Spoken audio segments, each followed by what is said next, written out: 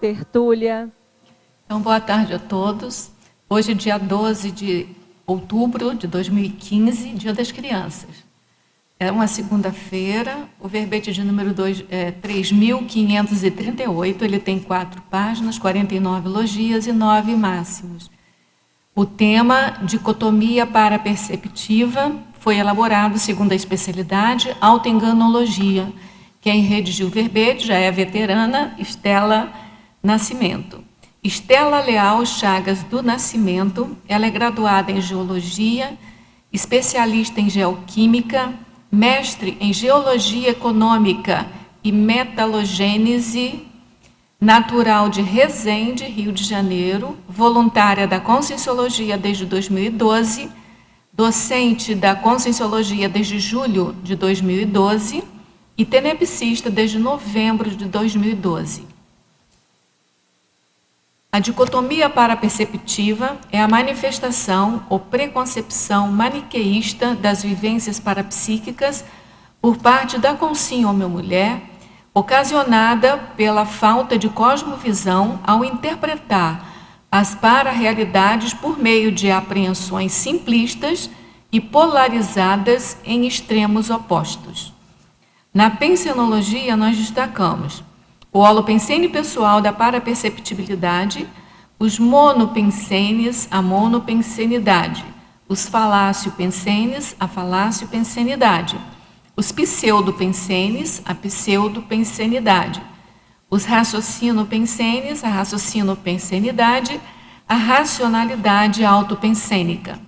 Na fatologia, a interpretação dualista, a polarização de ideias, a falsa dicotomia, a monovisão, a interpretatice, a imaturidade consciencial, os radicalismos, os dogmas, os condicionamentos, as repressões, as estigmatizações, a abstração seletiva, a pressa em entender e reagir às complexidades externas, a preconcepção dos fatos, as tendenciosidades assediadoras, a desconsideração, as sutilezas parapercepciológicas.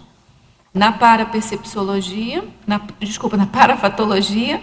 a labilidade parapsíquica, a ignorância quanto à sinalética energética e parapsíquica pessoal, a semiparapercepção, a malinterpretação parafenomênica, a dramatização do assédio. A intoxicação energética, as parcerias extrafísicas anticosmoéticas, a ignorância quanto às sincronicidades, a irracionalidade parapsíquica e a preconcepção dos parafatos. Na argumentologia, nós temos em destaque aí o parágrafo caracterologia, que sob a ótica da autoenganologia, a verbetógrafa apresenta 6 especialidades e respectivas posturas dicotômicas anticosmoéticas comuns ao universo da parapercepciologia. E todos esses itens foram a partir de fatos e parafatos intra- e interconscienciais. Então, vale a pena ler. Na remissologia, nós destacamos os verbetes. Autoparapsiquismo sutil, banalização do autoparapsiquismo, distorção parapsíquica, engano parapsíquico, pensamento dicotômico e semiparapercepção. Analisar criteriosamente as realidades e para-realidades com discernimento e criticidade são posturas embasadoras das autoexperimentações e reciclagens exitosas da consciência lúcida. Você já apresentou algum grau de dicotomia paraperceptiva? Quais as providências profiláticas tomadas por você para evitar as precipitações interpretativas das paravivências? Na bibliografia específica, a autora contribui com 4 fontes de referência. E agora a gente vai ler a mega-análise elaborada pela equipe de mega-análise Enciclosapiens, que é composta por Ana Maria Rocha, Marilene Raganin e Socorro Frazão. Egão, análise, ignorância, inspiração, criticidade. Monovisão, detalhismo, autoassédio, cosmovisão, polarização. Radicalismo, apriorismo, preconcepção, para-realidade, falácio pensene. Irracionalidade, autoenganologia, malinterpretação, autopesquisologia, parapercepciologia. Estela, a pergunta clássica que a gente faz para os verbetógrafos, né? Você, como já defendeu o verbete, você deve saber, lembrar, que é o que te levou a fazer esse título, esse tema de verbete, e se durante a elaboração do verbete ocorreram fatos para fatos que foram relevantes, ou seja, contar os bastidores para a gente. Pode dar uma contextualizada para a gente?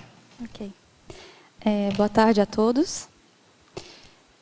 Bom, primeiramente, o interesse por esse tema serviu mais como um contraponto do que o do verbete do primeiro que eu apresentei sobre as sutilezas do parapsiquismo.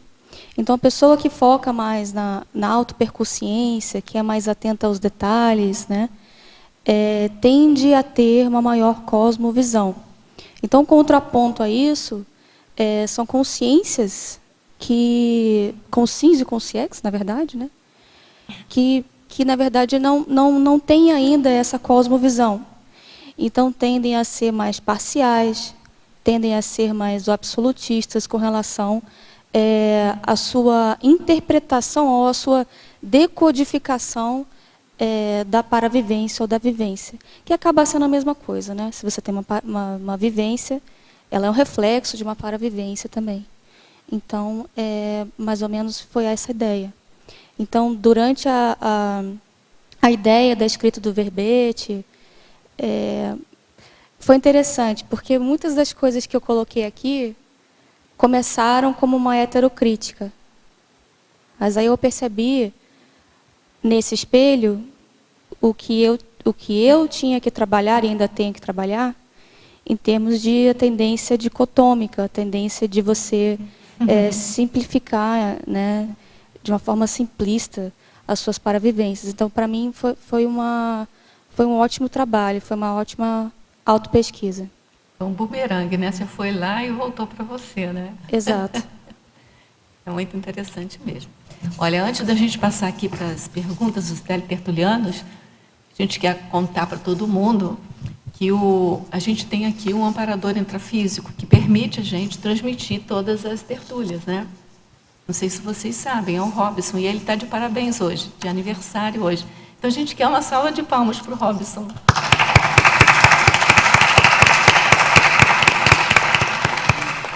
E os nossos agradecimentos, né, por todo esse trabalho. Então, vamos lá. A verbetógrafa, a professora Estela, na Estrangeirismologia, página 1, poderia nos esclarecer melhor a respeito do behaviorismo maquineísta e suas similaridades com o behaviorismo clássico, o paradigma pavloviano de estímulo e resposta? Olha, bom, o behaviorismo seria o comportamento maniqueísta, né? Ou seja, a tendência a pessoa a sempre enxergar tudo sob um ângulo de opostos, bem ou mal, principalmente, né? Quando você fala sobre maniqueísmo. Então, a ideia de ter colocado esse termo na estrangeirismologia foi sobre isso, né? A pessoa ter a tendência a ter esse comportamento. E tem muitas vezes esse comportamento, você falou de estímulo e resposta, eu achei interessante.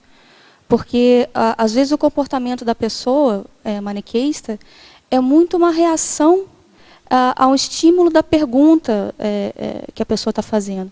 E muitas vezes é uma reação que eu coloquei aqui alguns pontos, de mecanismo de defesa do ego. Então, a resposta, às vezes, ela é até agressiva, né, a esse estímulo.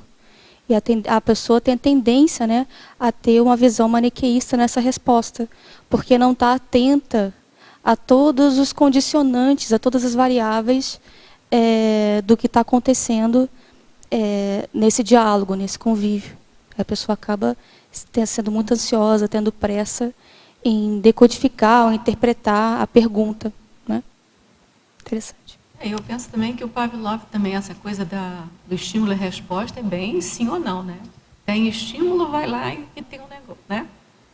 Bate o sininho que vai lá que tem a comida. E é isso que acostuma a pessoa, que treina a pessoa, né? A gente está treinado. E é interessante você falar isso, porque às vezes eu já reparei assim, que algumas pessoas não gostam quando a gente fala depende. Depende. Depende. Pode ser. Às vezes, as pessoas têm tendência a falar, poxa, então a pessoa não sabe do que ela está falando. Mas, na verdade, às vezes a pessoa está tendo uma reflexão mais aprofundada sobre a pergunta. E, às vezes, realmente depende. Não é sempre tem que ser sim ou não, né, gente? Existem tantos fatores aí envolvidos em questionamentos, né? A gente tem que aplicar fase lógica, né? Para de aplicar a lógica clássica, né? Do 0, 1, sim ou não. Agora tem que ser a fase lógica, que vai dividindo em possibilidades. Tem uma continuidade, né? Isso tem mesmo. uma partição maior, uma partição, né, de possibilidades. Maior, Então, vamos lá. Na fatologia, página 1, primeira linha, esta maneira de interpretação dualista com clara polarização de ideias faz parte do funcionamento normal do cérebro humano, poupando esforços com muitas reflexões?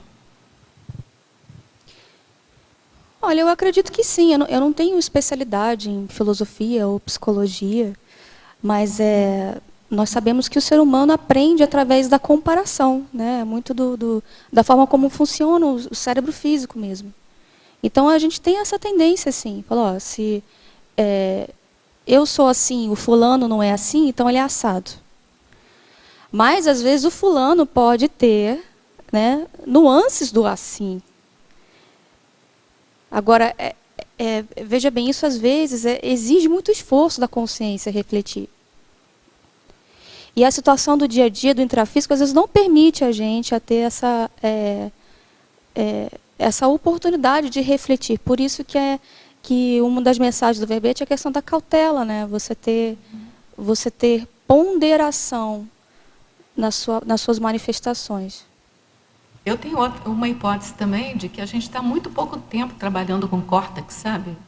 O mental soma está bem pouco tempo. Estou falando na linhagem do homem, né? Do homo sapiens, né? Do homo sapiens. Então, a gente está aprendendo ainda a refletir. Então, pode ser que seja preguiça, mas pode ser que seja atuação, assim, do instinto, tirando você da reflexão, sabe? É um instinto competindo, o instinto, a emoção competindo com a racionalidade. E eles, na verdade, predominam ainda, que a gente é muito pouco tempo homem, assim, com córtex cerebral, com raciocínio, com mental soma atuante, entendeu? O lado animal, né? O lado animal da gente não é. Porque o animal é assim, né? Ataca ou acaricia, assim, sim ou não, né? E eu tenho essa hipótese também. Né? Se um dia a gente vai saber. Na fatologia, final da quinta linha, atualmente com nossos eternos corre-corres e o imediatismo de tudo na era da internet, não sofreremos cada vez mais com a precariedade de tempo e espaço das análises? Eu acho que, novamente, né, eu concordo com a pergunta do Tertuliano, e eu acho que esse é um aspecto da moeda, sim. Então, tem um aspecto do acesso à informação na modernidade que permitiu e está permitindo a gente alcançar conhecimentos antes muito pouco disponíveis, né, para a maioria da população. Agora, por um outro lado, esse excesso de informação gera confusão nas pessoas. Isso é um fato também. Então, por exemplo, o que acontece, que é bem atual, a questão da política brasileira, né?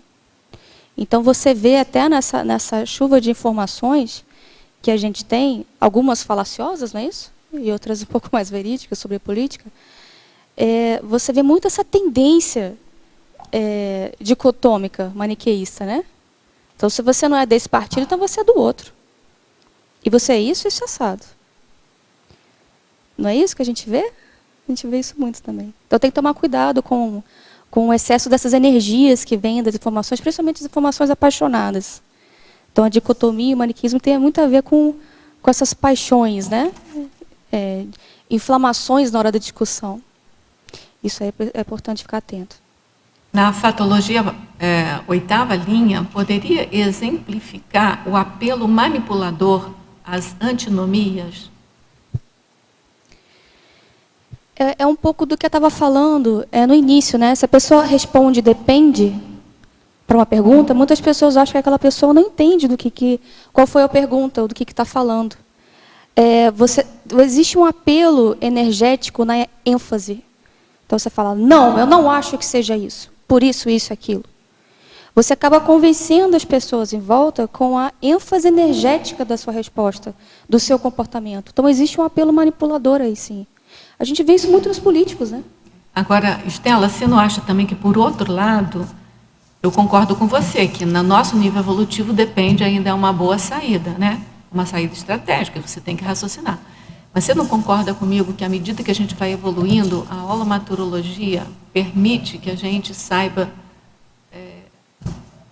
tem uma cosmovisão que saiba ser mais determinado, mais, como que eu vou dizer, mais pronto para responder?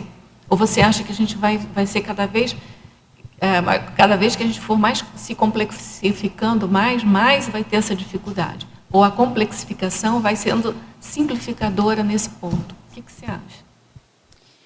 É aquela questão da diferença, né, que eu coloquei até num lugar aqui sobre a certeza absoluta e a convicção sólida.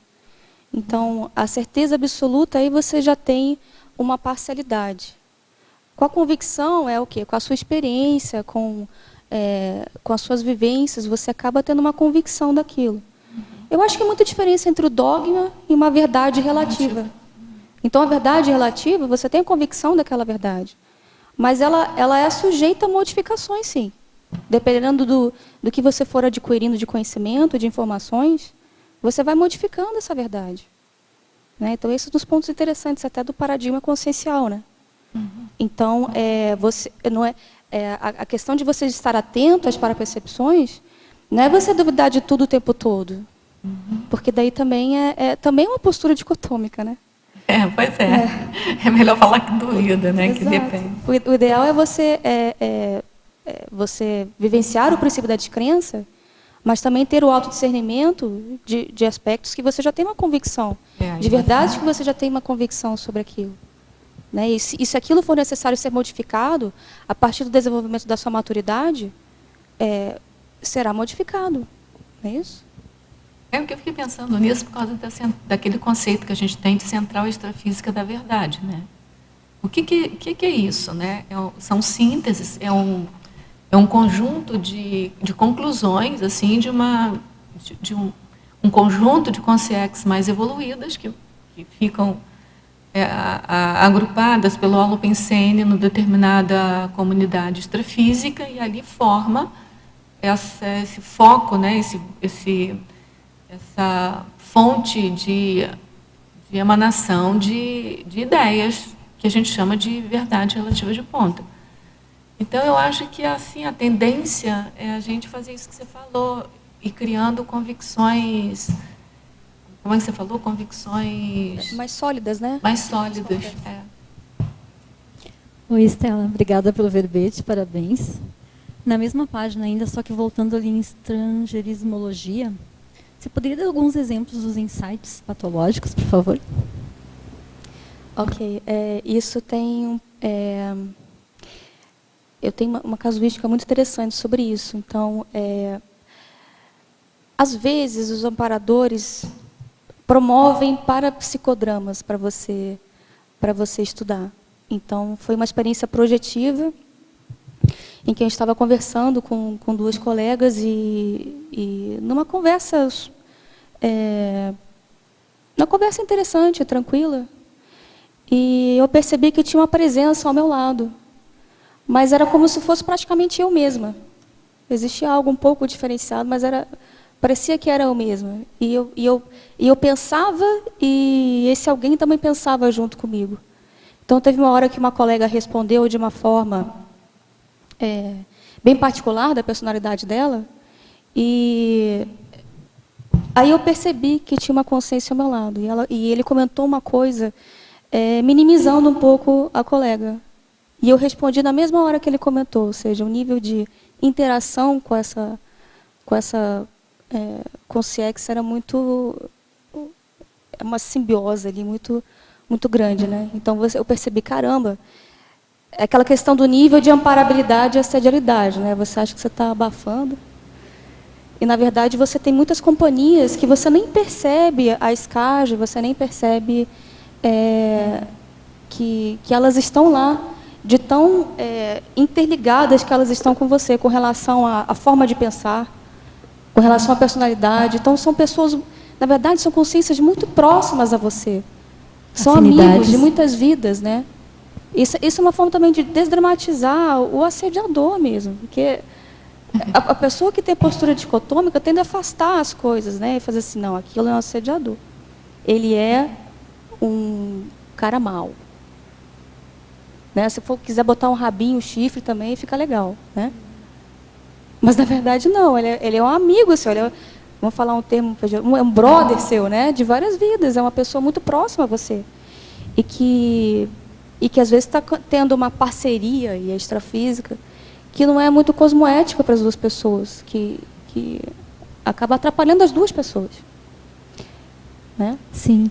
E só avançando um pouquinho, que eu acho que você acabou puxando um gancho aí, na próxima página, na 2, na efeitologia, na binomiologia, o real e imaginário, o binômio real e imaginário teria um pouco a ver com isso que você falou, por mais que seja real a presença dessa consciência ao teu lado, mas a gente às vezes não sabe, né, o quanto você imagina que acontece e quanto aquilo realmente é real. Teria uma relação? Na verdade, a gente pode colocar assim como uma relação. Agora, quando eu coloquei esse binômio, eu pensei na questão de que tem pessoas que são muito criativas mesmo, né? Então, às vezes, incutem o que está imaginando na parapercepção. Então, é importante também fazer essa diferenciação para não se enganar com relação às parapercepções. Até porque o cérebro complementa mesmo as imagens. Você tem uma ideia, a própria... Outro dia eu estava estudando isso, a rememoração... Condicionamento também, né, professora? A rememoração física mesmo, né, pelo cérebro, é uma recriação. Você não... o cérebro ele é criativo, então ele não... Você não consegue... você tem que ter esse cuidado de você não deixar acrescentar muita coisa que vá desconfigurar aquilo que aconteceu. Porque toda vez que você vai rememorar alguma coisa, aquela rememoração, ela não é exato. Como se todos nós aqui contássemos o dia de hoje, aqui, esse momento, cada um vai ter uma percepção e vai contar de uma forma diferente. Mas é mais né? do que isso. É mais do que isso. Por exemplo, eu estou vivendo uma situação agora. Aí daqui... Não chega, não chega a ser uma falsa memória, porque falsa memória é quando você ouve uma história, ou você cria uma história, inventa mesmo uma história que você não viveu, e de tanto você repetir aquilo, você acredita que aquilo é verdade. Isso é uma coisa. A outra coisa você viveu mesmo uma situação, você tem registro daquela situação, por isso que é bom você registrar, e aí, sei lá, meses depois, você vai recuperar aquela situação na memória. Esse movimento de rememoração é uma recriação. Entendeu? Você recria determinados detalhes que você não tinha antes.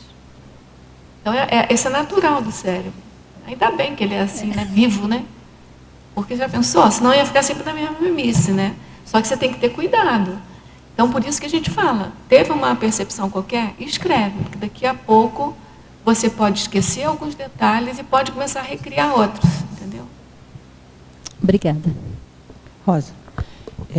Estela, parabéns pela escolha e ousadia de escolher esse tema. Esse tema eu é muito acho bom. que o seu segundo verbete está bem interessante e é um tema que serve para qualquer idade, momento, mesmo para quem já conhece e já trabalha com parapsiquismo há 10, 20, 30, 40 anos. Ele é um tema extremamente pertinente, né?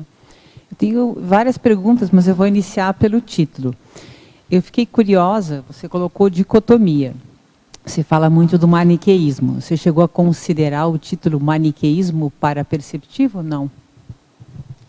Eu cheguei, mas Está na sinonímia.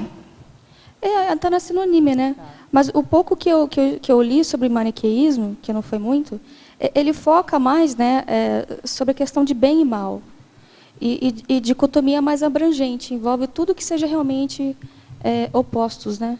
Tá. Então, pelo menos quando a pessoa fala de maniqueísmo, é mais essa questão de bem e mal, como céu e inferno, né, como esse tipo de abordagem. Chamou a atenção na tua definição também, você trouxe eu até marquei 4 palavras bem significativas na tua definologia, né? Você trouxe a questão da dicotomia da parapercepção em si, as pararealidades, a palavra interpretar e a palavra cosmovisão. São 4 palavras extremamente importantes, né, nesse tema da apreensão aí parapsíquica. E aí, em relação a isso, eu queria te perguntar sobre a tua listagem, lá da página 3, tua caracteriologia, você trouxe as 6 especialidades onde você aborda a questão do autoengano. Eu queria que você falasse, todas elas são bem interessantes, mas tem uma que me chamou mais atenção, que é a número 2, que é a questão da percussiência, né? A antipercussiência. Eu queria que você abordasse um pouco mais o número 2. E depois alguma outra que você acha que é interessante também dessa listagem. Esse aqui é bem interessante porque tem a ver até com as 3 palavras que você comentou na definição, né? Então, como é que a pessoa passa a ter uma maior cosmovisão? A partir do momento em que ela passa a ter uma melhor visão de conjunto sobre as realidades e para-realidades. Como é que você passa a ter uma melhor visão de conjunto? A partir do momento que você presta mais atenção nas nuances, em todas as variáveis do que está acontecendo. E, às vezes, a pessoa ela tem a pressa em decodificar, em interpretar o que está vivenciando e não presta atenção nesses vários aspectos ou vários ângulos, né, de algo que você está observando. Até uma outra coisa que você falou agora, você falou da pressa. Às vezes é a pressa em querer resolver logo, né? Querer chegar logo num ponto, num quadro, numa decisão, e a pessoa atropela. A ansiedade, né? Isso. A ansiedade da pessoa. Atropela e ela busca uma resposta rápida e perde isso que você falou, né? Das nuances. Isso. Então, interessante. Bem significativo. Eu queria também que você abordasse nessa listagem, também eu tenho outras perguntas, mas nessa listagem o item número 4, questão do conflito. Na verdade, essa frase foi o que eu mais aprendi nesse verbete. Porque é aquela questão que a gente até estava falando um pouco no início, sobre a questão do espelho. Tá. Então, vamos pegar um exemplo tranquilo, assim, simples. Estava eu um dia com os afazeres do lar, né? Então, tinha malhado. Aí eu estava arrumando a casa, mexendo em poeira, né? Mexendo até no aspirador de pó. Então, eu já estava cheia de poeira suja, né? Obviamente, descabelada, não é isso? Então, eu estava assim, e estava levemente irritada, porque eu tinha que fazer a refeição, e aí meu marido não podia buscar o filho na escola, eu tive que parar tudo, fazer isso. E depois ele ainda me liga e fala, não, eu vou trazer um convidado, tá? Eu falei, pô, ok. Então vamos correr para fazer as coisas acontecerem. Então eu já estava num estado de leve irritabilidade, ok? Então aí a lucidez que acontece? Baixa em seguida. Cai, né? Então estava eu dirigindo e aí tinha uma mocinha na rua, uma moça jovem. E ela era muito bonita, estava muito arrumada. E eu estava naquele estado, certo? Então, eu estava conversando com alguém, ela vira sorrindo. E é um sorriso que ela... só que na hora que ela sorriu, qual que foi a minha interpretação da postura dela? De deboche. Snob. Snob. Agora, eu não fiz uma leitura correta de mim mesma naquela hora. Que assim, pessoal, parece que eu estou falando de coisa intrafísica, mas assim, E isso também eu tento muito incutir nos meus condicionamentos. Não existe assim, lá no extrafísico. Até mesmo as leituras emocionais que eu tenho de outra pessoa tem a ver com para-realidade. Tem a ver com o holossoma, com o conjunto de veículos de manifestação que a gente tem. Então, está tudo sempre interconectado. Então, isso também faz parte da parapercepção, assim. E, olha, eu não fiz o autodiagnóstico correto para entender o que estava acontecendo. Às vezes, a menina estava rindo de outra piada, que estava conversando com ela, não estava nem rindo de mim. Ou, às vezes, ela estava rindo mesmo, entendeu? Mas, assim, ela... Não necessariamente ela emanou aquela energia. E olha só, isso é importante, que às vezes a pessoa é muito parapsíquica e ela faz a leitura energética de algo patológico, de algo ruim, desse mesmo tipo de leitura energética da questão de ser snob. E está certinho, isso aí é parapsiquismo mesmo. Só que a leitura não é do outro. Às vezes é dela mesma.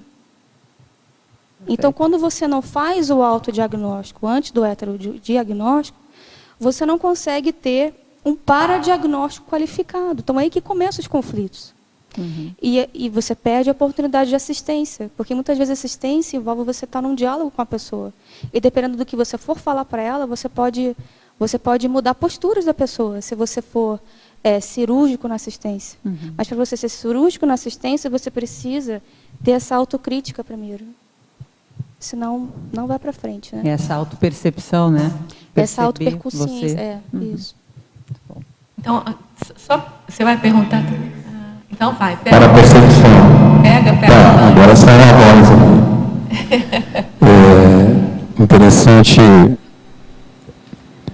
Interessante que esses dias eu estava dirigindo, saí de casa, meio tenso, né?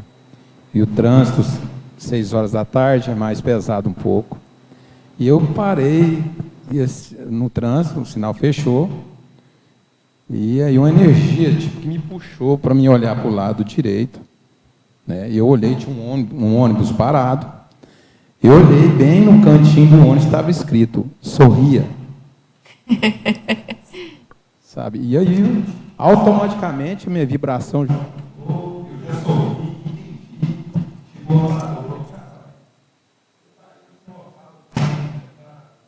fazer uma assistência e tudo. Está faltando só você sorrir. E aí eu entendi esses lances que acontecem com a gente. É muito legal a gente ter essa parapercepção. Bom, vou aproveitar aqui que eu estou com o microfone e vou fazer umas perguntas aqui na síndromologia. Qual que é a página? 2 síndromes. Tá, página 3.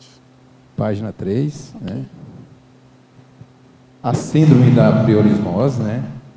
Eu queria que você explanasse aí para a gente.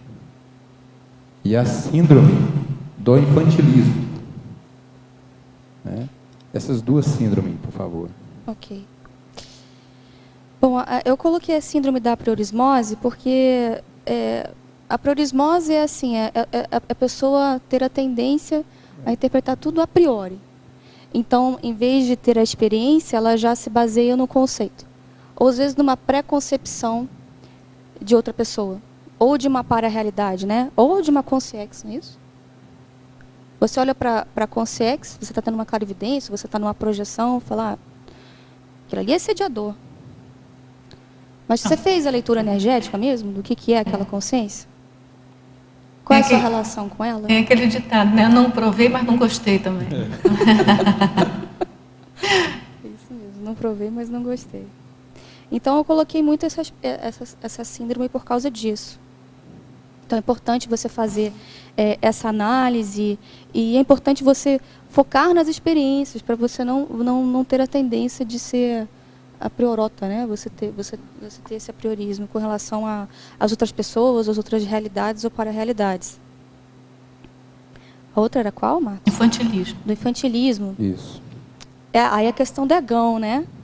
Então, a pessoa tende a distorcer as realidades porque ela tem um interesse egóico nisso. E, às vezes, é um interesse de reconhecimento, é um interesse de que as pessoas passem a prestar atenção nela. Então, tem um infantilismo aí associado, né? A pessoa querer atenção para si. Isso é um aspecto da infantilidade. Então, Continuando aí, só mais a outra pergunta aí. Na maniologia, logo embaixo, aí está bem pertinho aí, né, a mania religiosa de demonizar o assediador extrafísico. Pois a gente não percebe o nível de intimidade que nós temos com os nossos assediadores. Então, a gente tende a colocar aquilo numa postura distanciada e muito maléfica. Agora, que nem a questão que eu coloquei no mito, né? O mito de você achar que o assédio vem de fora para dentro. O assediador é a causa dos meus males, ele. E, na verdade, não é. A causa dos seus males são suas próprias posturas. É o seu processo de autoassédio. O assediador é um coadjuvante daquilo ali, na verdade. Às vezes, você está sendo mais assediador do assediador do que ele de você. Dependendo do nível do algoz, ou eu fui algoz dele ou ele foi meu algoz, né? Algoz e vítima. Isso é muito relativo, né? Se você para pensar, não existe essa questão do algoz e vítima. Não, até porque isso também, falar que uma vez você é algoz, outra vez você é vítima, é dicotômico também. Você, na verdade, é algoz e vítima ao mesmo tempo. Ao mesmo tempo.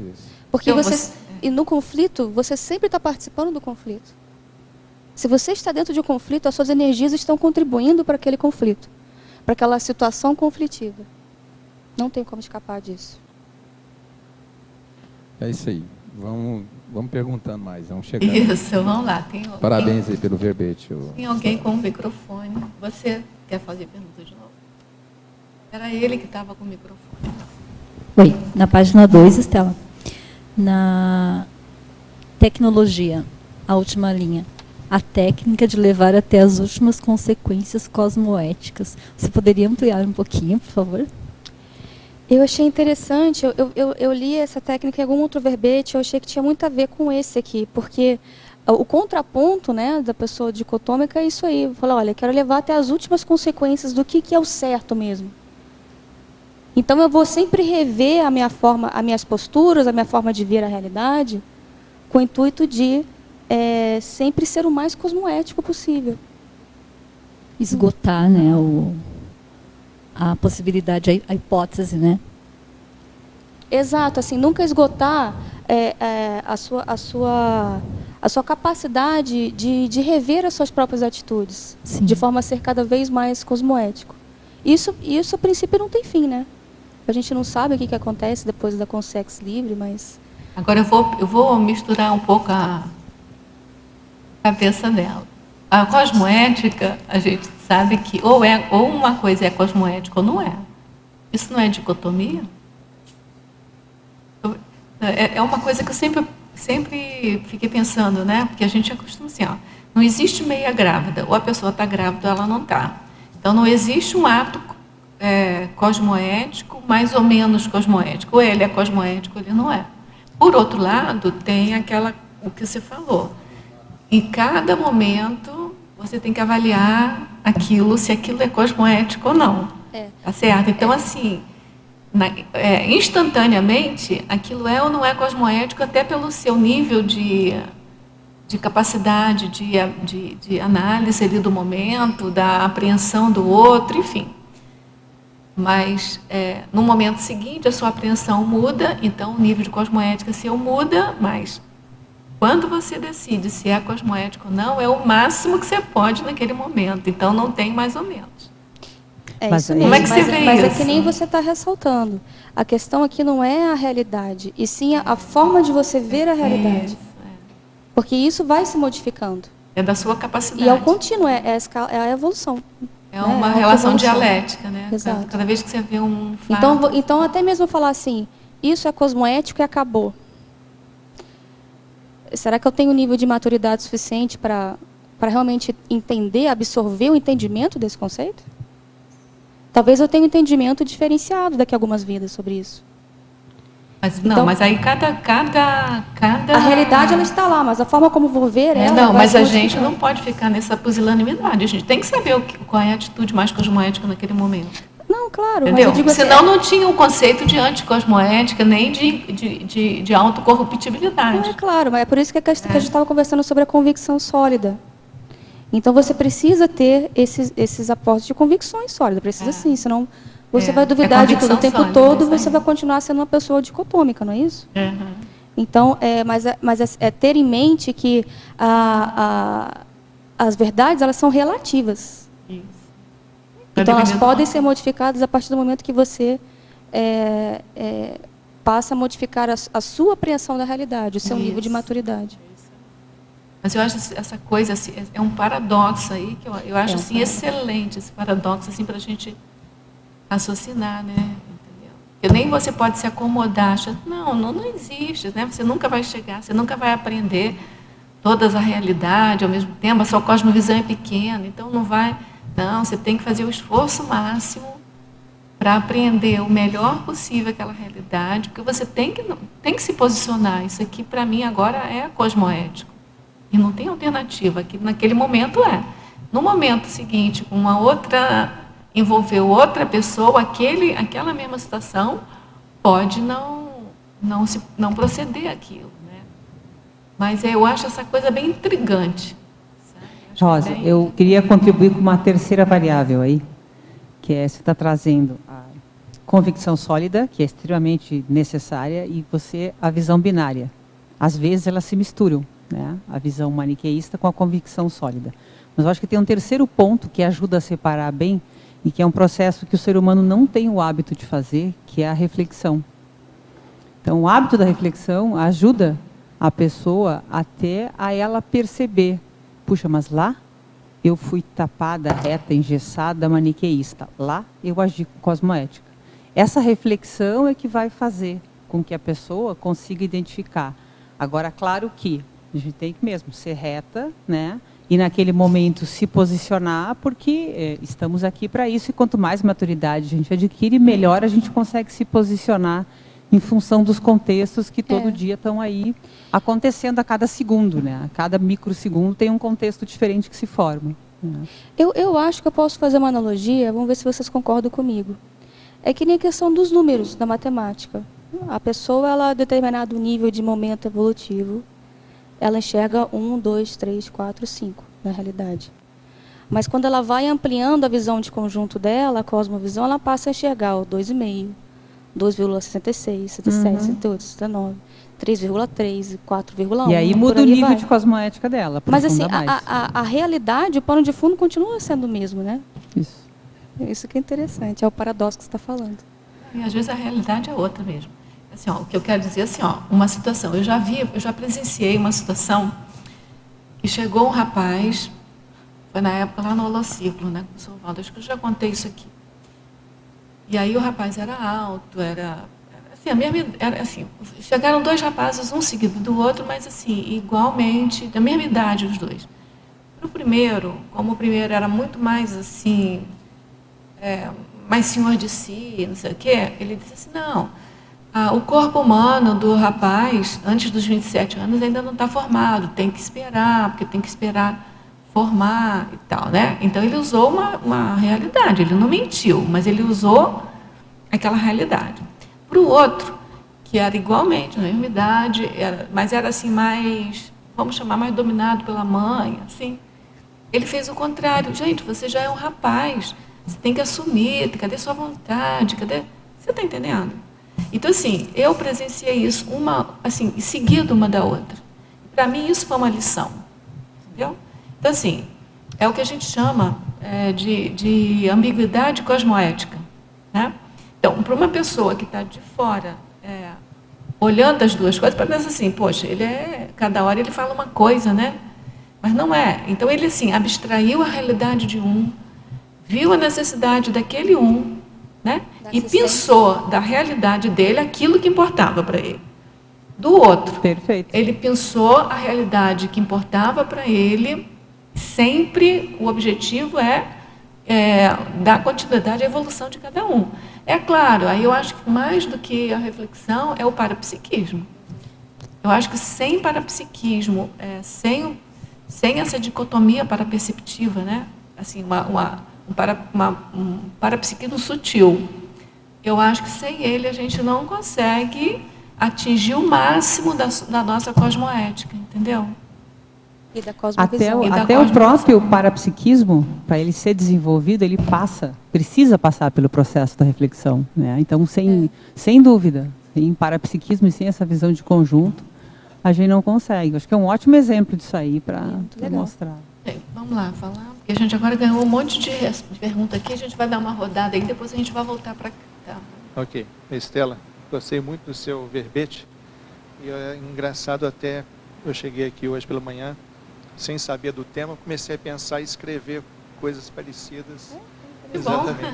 Mostra aqui. É para a percepção isso aí. Mas a minha pergunta aqui é o seguinte, como o tema é nosográfico, então a ênfase no negativo e um pouco já se discutiu aqui, mas eu queria que você ampliasse essa questão do discernimento e da criticidade, né? E uma outra que você coloca lá no final, na última página. Só mais uma consideração na definologia, como você mesma explicou a diferença entre dicotomia e maniqueísmo, você não acha que essa palavra maniqueísta aqui, ela poderia ser retirada na primeira frase? Aqui a dicotomia paraperceptiva é a manifestação ou preconcepção maniqueísta. Eu estou falando isso mais por conta da sua explicação sobre maniqueísmo ou dicotomia. Certo. É uma pergunta válida. Agora, é porque que nem a gente está conversando aqui, eu acho que a maior parte dessas divisões simplistas, não só maniqueístas, mas eu acho que boa parte são, né? Acho que boa parte faz essa divisão de bom ou ruim, bem ou mal. Então, eu achei interessante manter para dar essa definição mesmo. Agora, se você tiver a proposta de da gente fazer uma modificação, colocar alguma outra palavra aqui... eu acho que não, eu teria que botar alguma outra sinônima, porque assim, como é que a gente faz a definição pela construção da definição, né? Ou retirar, não pode retirar. Sugestão. Não pode retirar, vou explicar por quê. Tá. É dicotomia paraperceptiva, você tem que definir dicotomia paraperceptiva. Não, mas então, olha só... o que define a dicotomia aqui? Não é a manifestação, nem a preconcepção. Ah, tá. Entendi. Entendeu? O que define a dicotomia? Pode ser dualista, simplista, ou alguma coisa assim. Mas não pode tirar e não colocar nada. Pode ser. Tem que definir, tem que dar o termo genérico de dicotomia. Olha, E depois tem que dar o termo genérico de paraperceptiva. Pode colocar dualista, né? Pode. Já que chegou nesse ponto, Mas, gente, eu não vejo problema, sabe por quê? Porque a sinonímia é maniqueísmo perceptivo. É assim, a dicotomia paraperceptiva não é só maniqueísmo. Ela é uma manifestação ou preconcepção maniqueísta, mas aí explica uma série de coisas. Ela é a mais do que maniqueísta. eu não vejo necessidade. Um minutinho só, por favor. Eu também ontem, foi coincidente que ontem nós chegamos falando sobre emoções e religiões. Então eu falava, não tinha Bota-se o encontrado a microfone, palavra isso. certa da questão do maniqueísmo, né? Da dicotomia. Eu falava a palavra que me veio foi dualismo, né? Essa questão O dualismo também 8, é bom. 80 e tal. E sobre o arcaísmo da formatação Aproxima religiosa. mais o microfone, aproxima mais. O arcaísmo religioso que nós herdamos, né? Nossa herança religiosa, das vivências religiosas que nós herdamos, que nós somos formatados dentro desse dualismo, maniqueísmo, certo, errado, Deus, diabo, está salvo, está condenado, né? Sujou, limpou, né? Inclusive tem uma questão, sujou, limpou, porque sujou agora, está tudo estragado, tem que limpar tudo. Aí a questão não era bem essa, era fazer uma depuração, refazer, reestruturar, sabe? Então, dentro dessa... faltava essa expressão mais clara, que ficava para se desprender da formatação da herança arcaica, patriarcal, maniqueísta, dualista, dicotômica de uma coisa ou de outra. Não era bem assim, porque agora vou ter que limpar, porque tudo que eu fiz, eu cheguei nessa conclusão desse paradigma, está tudo errado, é tudo caquinha, como diz, né? Não é bem assim. Vou fazer uma depuração, uma reestruturação do que foi feito, né? Não tem que ter esse padrão assim tão dicotômico, dualista, maniqueísta que eu trago da herança da religiosidade patriarcal arcaica. Então isso é uma questão que nós estávamos estudando bem ontem. Aí cheguei aqui, aquela senhora falava, né, sobre o maniqueísmo, assim, a palavra certa. Dê continuidade ao assunto. Obrigado, meus parabéns. Talvez a sugestão dele seja, então, trocar maniqueísmo por dualismo. Dualismo, talvez. Legal. Mas tirar completamente não pode. Deu para entender por que não pode? Porque tem que definir o que é dicotomia. Se tirar só, não fica definido. Entendeu? Mas você tinha uma pergunta também? Eu não estou lembrando. Como o tema é nosográfico, a ênfase é sempre nas patologias e tudo mais, né, nas distorções e tudo. Certo. Mas no final você coloca aqui que é preciso analisar criteriosamente as realidades com discernimento e criticidade. Queria que você falasse um pouco sobre... O discernimento Isso. E a criticidade. Exato. Certo. Então, o discernimento tem muito a ver com o que as colegas estavam falando, né? Sobre você desenvolver mais a questão da autorreflexão e você passar a ter mais discernimento, entendimento do que está acontecendo à sua volta, né? Para isso, você precisa o quê? Você precisa de crítica, principalmente autocrítica. Porque essa questão do espelho, na verdade, nós somos sempre espelhos, né? Então, o que a gente está enxergando no outro, de ruim ou de bom, são aspectos que nós também trabalhamos ou vamos ter que trabalhar e por aí vai. Então, é questão da autocrítica e autocrítica, mas principalmente da autocrítica que eu quis colocar aqui. Tudo bem? Então, vamos lá. A professora Estela Leal, na Fatologia, página 1, primeira linha. O que pode falar sobre a falsa dicotomia? Poderia exemplificar?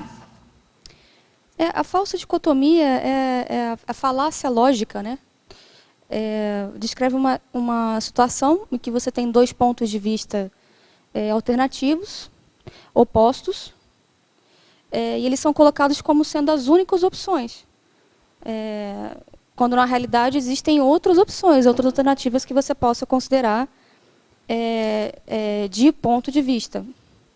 Também pode ser chamado de um falso dilema, não é isso? Por exemplo, tem aquela frase famosa do Bush, né? Quem não está a favor Contra mim. quem não está contra mim, não é isso? Quem não está a favor de mim está contra mim. E existem vários outros pontos de vista que podem ser colocados aí no meio, né? Além dessa afirmação. Então é isso. Tem que falar no microfone, senão a gente não ouve. Tem que ligar primeiro. Ou está a favor ou está contra, né? É verdade, essa questão da dicotomia. Tem pessoas que estão neutras, estão noutra, nem são tão inimigas assim como aparentam. Pois mas olha só, quando você fala em dicotomia, é divisão em dois. Sim. Né, em polaridade. E o maniqueísmo que é isso, ou tão contra a favor, não sei o quê. Então, assim, se o tema está levando para esse lado, entendeu? Só de dividir em duas questões, ou se vai dividir em polaridades extremas, aí são sinonímicas mesmo as duas coisas. Separação das águas, né, do bem e do mal. Então, a dicotomia, nesse caso, teria um ar, assim, uma nuance do maniqueísmo, entendeu? Sim, mas veja bem, os dogmas, né?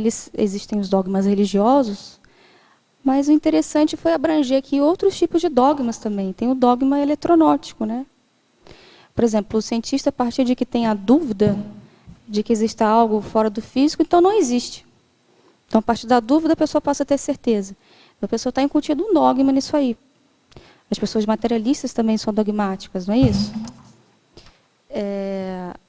As pessoas, principalmente dentro da política, não é isso? Da política existe muito de dicotomia. Ou é isso ou é aquilo. Então, existem outros conceitos ou outros bolsões, né, que nem você estava falando, que também envolve esse aspecto da dicotomia. Por isso o nome dicotomia, né, que eu coloquei no título. Vou deixar mais aberto. Gente, a gente está com muitas perguntas aqui. Vamos ver se a gente consegue adiantar aqui. Sim, aqui, ó. questão mais recente, né, a dicotomia que nós estamos vivendo hoje dentro do matriarcado, né, que ou é PT trabalhista, né, ou é vadio, né, como diz, né, vadio, né, tudo tem duas coisas, né, ou trabalhador, ou, sabe, e de repente não é bem assim, sabe? É Só isso não mesmo, tão- a política atual é a bem política, né, dicotômica. trabalhador do PT ou são vadios, vadias, sabe, é a marcha das vadias, né, está querendo, sabe, querendo mostrar uma coisa, e de repente não é bem assim, as pessoas fazem para sobreviver. Então, vamos lá, gente. Na parafatologia, página 1, terceira linha. Como funciona a dramatização do assédio? Então, é você ter uma postura exagerada, né, dicotômica, com relação ao assédio. Então, você dramatizar uma situação, carregar nas tintas com relação ao assédio, principalmente quando você quer terceirizar o assédio. Né? Então, fala, olha, estou assediada, estou sendo assediada por essa situação, ou por essa pessoa, ou por essa consciência. Tudo bem, você pode estar sendo assediado. Agora, qual é o nível das suas influências, qual é a influência das suas energias nesse processo? Né? Isso que é importante. Tudo bem? Na parafatologia, página 2, segunda linha, poderia discorrer a respeito de as escagens energéticas inconscientes recorrentes? Isso é na parafatologia? Parafatologia, página 2, segunda linha. Segunda linha. As escagens energéticas inconscientes recorrentes. Tem a ver com o efeito dessas escagens inconscientes e recorrentes, gera muita questão da habilidade parapsíquica, né? Então, a pessoa diminuir o nível de lucidez dela por causa dessas escagens. Então, a tendência é a pessoa ter mais o quê? Mais monovisão. Acabar tendo uma postura mais dicotômica nas suas vivências e paravivências. Nessa mesma linha, no finalzinho, tem a visão polarizada conveniente incitada por assediadores extrafísicos. Então, foi um pouco do exemplo que eu passei sobre aquela experiência projetiva. Então, eu já tenho uma tendência na colega a não gostar de alguns aspectos da personalidade dela. Então, de novo, é um espelho do que eu estou vendo, né? E que está me irritando por talvez seja algum aspecto que eu tenha que resolver intraconsciencialmente. Então, isso é incitado por consciências que têm o mesmo interesse em ver dessa forma do que eu. Então, são as parcerias, né? Uhum. Na Principiologia, página 2, é a primeira logo seção do detalhismo aí. O princípio autocorruptor, assim é, se lhe parece. Então, é a pessoa pegar as aparências, né, isso é muito superficial, pegar a aparência do que está acontecendo e afirmar aquilo como a verdade, em vez de aprofundar sobre o que realmente está acontecendo. Esse mito que esse teletertuliano está pedindo, você já falou, mas se você quiser fazer uma síntese, é o mito de o assédio vir de fora para dentro. E ele pergunta qual a causa desse mito. A causa desse mito, então, tem muito a ver com a síndrome do infantilismo, né? Então, a pessoa é o que a gente vivencia, aí tem a ver com as religiões. Então, é o que a gente vivenciou em outras vidas e que se vivencia com relação ao aspecto das religiões. Então, tem o conforto, a religião promove o conforto à pessoa que terceirizando a responsabilidade, não é isso? Uma entidade superior a você vai lhe ajudar, vai lhe dar tudo o que você precisa. Então, a pessoa ela tende a se infantilizar com esse processo religioso. Então, da mesma forma que alguém vai sempre lhe ajudar, alguém vai sempre lhe atrapalhar, não é isso? Que é o caso do assediador. Agora, eu estava conversando aqui com o Marcos, o quanto que você também é assediador do seu assediador. O quanto que as suas posturas anticosmoéticas não está alimentando essa relação entre consciência. E tem aquela coisa, né, que o assediador ajuda a gente a descobrir as coisas que a gente tem que melhorar. Né? Isso mesmo, né, Rosa? Outro ponto. Às vezes o assediador ele é muito assistente, porque ele vai colocar o dedo na ferida. E às vezes a única forma da pessoa enxergar essa problemática é através dessa relação assediadora mesmo. Posso ir? Na caracterologia, ele faz duas perguntas. A primeira você já respondeu, a gente vai passar para a seguinte, que é criticologia, que é o número 5, na página 3, na caracteriologia. Então, Achou? Da criticologia? Isso. Uhum. Então, era muito do que a gente estava aprofundando naquela hora, né, Rosa? Sobre a pessoa pegar assim, isso é cosmoético,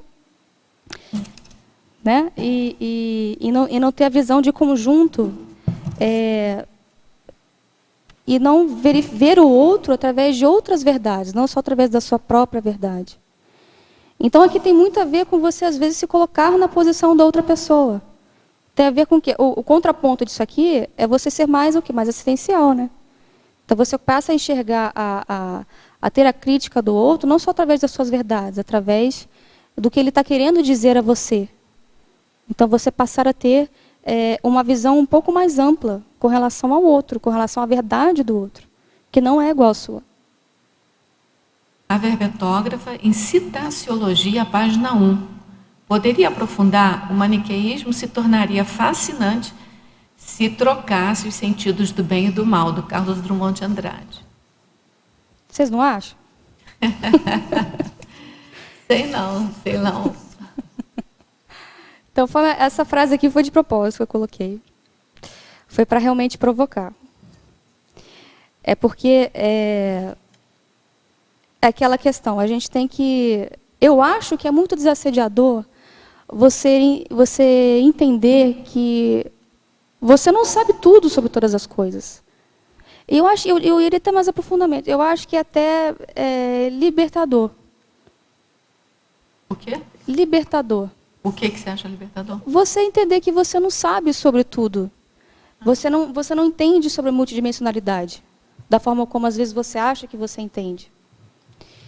Então, o que para você às vezes é uma consciência assediadora e representa o mal, na verdade aquilo, para aquela situação, aquele momento evolutivo seu, na verdade o que ela está falando para você, ou aquela convivência que você está tendo com essa consciência, ela é mais benéfica do que maléfica, porque vai fazer você entrar num ponto de saturação e se modificar, se reciclar.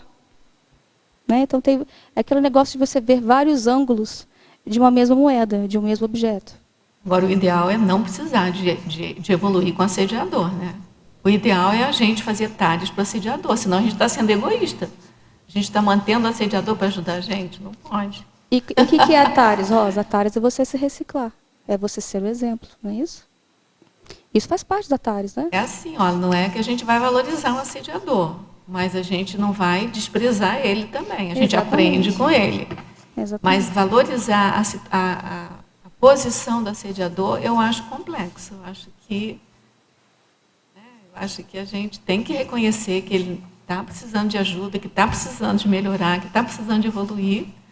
É a posição que eu tenho, assim, não sei o que você... Eu não vejo como valorizar. Eu vejo que, muitas vezes, a pessoa quebra tanto a cara que, de tanto quebrar a cara e fazer errado, ela aprende.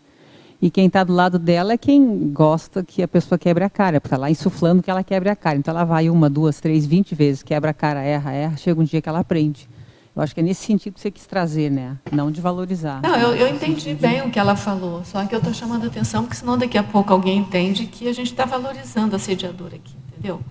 A gente não está nem valorizando, nem menosprezando. É uma pessoa, uma consciência que merece nossa atenção. Mas também não é assim, sabe? A gente tem que usar o heteroperdoamento, o auto-imperdoamento, tudo isso eu concordo. Mas, assim, eu acho que achar que ele está numa situação privilegiada, ele não está, só porque está ajudando a gente, entendeu? A gente tem que ajudar ele também. Não é nem sei essa. Que não foi isso que você falou. Mas pode falar mais se você quiser comentar. Não, é isso aí, vamos lá, vamos continuando. Tá bom. A verbetógrafa, na estrangeirismologia, elucide os insights patológicos. A gente já comentou, né, um pouco. Então, é aquela questão de essa sua tendenciosidade, na hora de você interpretar uma realidade, uma para-realidade, às vezes ela é influenciada por terceiros, não é isso? Por outras consciências. Então, são os insights que, na verdade são patológicos. Acabam influenciando você a engessar uma postura dicotômica. Na parafatologia, página 2, final da 3ª linha, de baixo para cima.